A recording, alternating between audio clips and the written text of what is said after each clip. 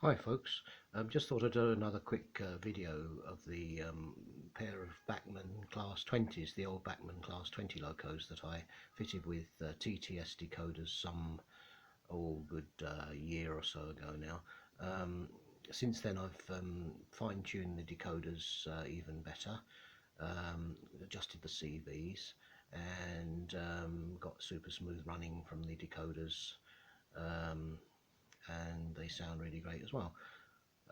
What I do, I tend to couple the locos together using the Bachmann coupling pipe that is supplied with the Mark 1 coaches, and I found that using that, you can see there, just zoom in a little bit there, actually enables the locos to operate very well together, so there's no kind of snatching or anything between the two locos as you would possibly get a little tiny bit if you use the normal couplings.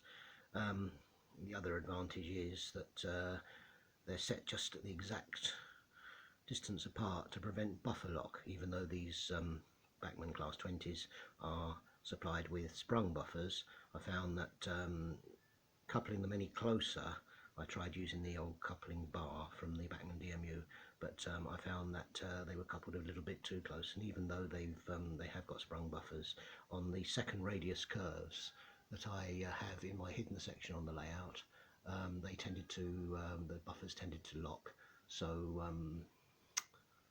I used the Bachmann carriage connecting pipe, which has worked very well.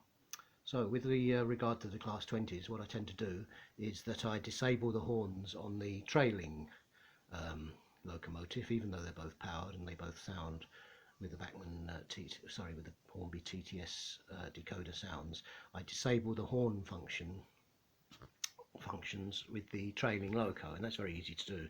Looking at the Hornby manual for the TTS decoders, all you've got to do is just set the relevant horn CVs to 0, and that just takes a few minutes, and I think it's worth doing. So it means that when the locos are on the move, only the leading loco horns are actually playable. So without further ado, I'll just fire them up, and we'll just go for a short spin on the layout with these pair of Bachmann.